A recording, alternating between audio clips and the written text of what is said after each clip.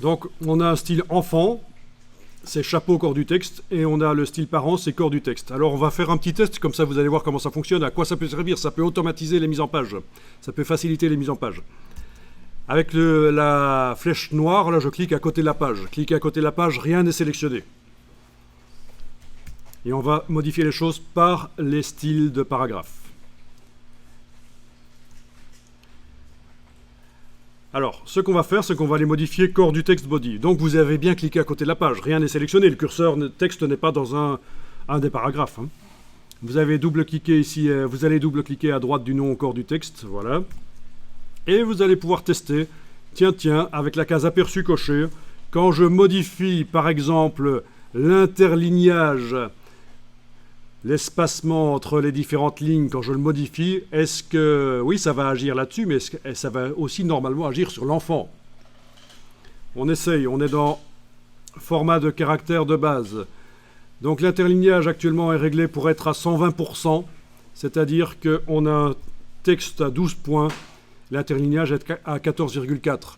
Le fait que ce soit entre parenthèses indique que c'est InDesign qui a fait le calcul pour vous. Vous pouvez vous éloigner de ça. Voilà, je passe à 15. Il n'y a plus les parenthèses parce que ce n'est pas un calcul de InDesign. C'est vous qui avez choisi 15. On va encore augmenter. Je vais passer à 16, 17, etc. Alors, ce sont des choses qui se voient dans les publications.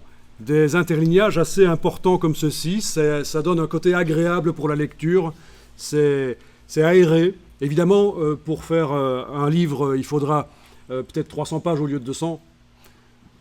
Voilà, c'est le genre de choses, forcément, ça, si on a un texte de longueur définie, plus on joue comme ça sur l'interlignage et qu'on le fait bien espacé, plus il faudra ajouter de pages.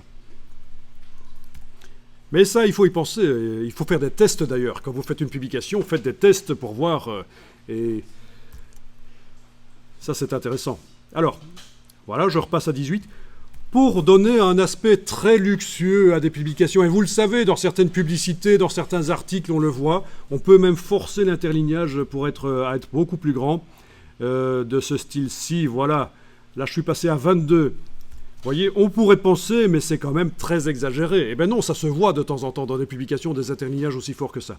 Alors remarquez ce qui se passe, au fur et à mesure qu'on est en train de modifier corps du texte qui est utilisé, donc le style corps du texte body qui est utilisé par ce paragraphe-là et celui de la colonne d'à côté, le style chapeau au corps du texte se modifie aussi. Voilà.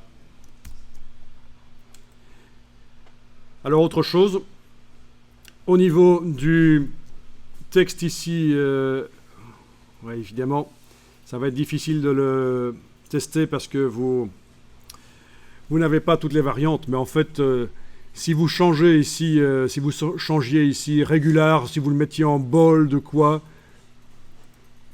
bold, voilà.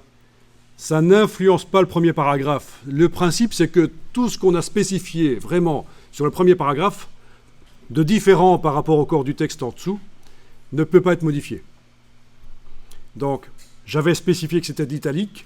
Si je modifie ici, que je mets bold, italique, enfin, que je mets plein de choses différentes, médium, ça modifie chaque fois le corps du texte, mais ça ne modifiera jamais ce paramètre-là ici. C'est ça le principe. Ok. Ouais, ben je peux rester en médium. Non, je vais mettre en régulier, parce que pour la suite, ça va poser un problème régulier. Voilà. Ok. Donc, vous avez vu à peu près comment ça fonctionne. Bah écoutez, on peut cliquer sur OK. Je pense que... Voilà, vous avez compris le principe. Faire un chapeau pour... faire un chapeau, là, pour amener de la variété dans le texte et... faire en sorte qu'il soit quand même... Si on veut modifier carrément le style du corps du texte, on ne doit pas aussi aller modifier manuellement chapeau, ça se fait automatiquement. Avec le parentage de style. Bah, écoutez, sur la page d'à côté, vous pourriez essayer aussi ceci. Avec l'outil texte, vous allez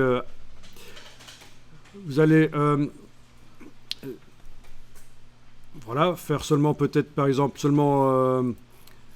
les premières lignes ici, donc je clique là, je fais retour chariot, je clique dans le premier paragraphe et je lui applique le style chapeau, corps du texte. Chapeau, corps du texte, voilà.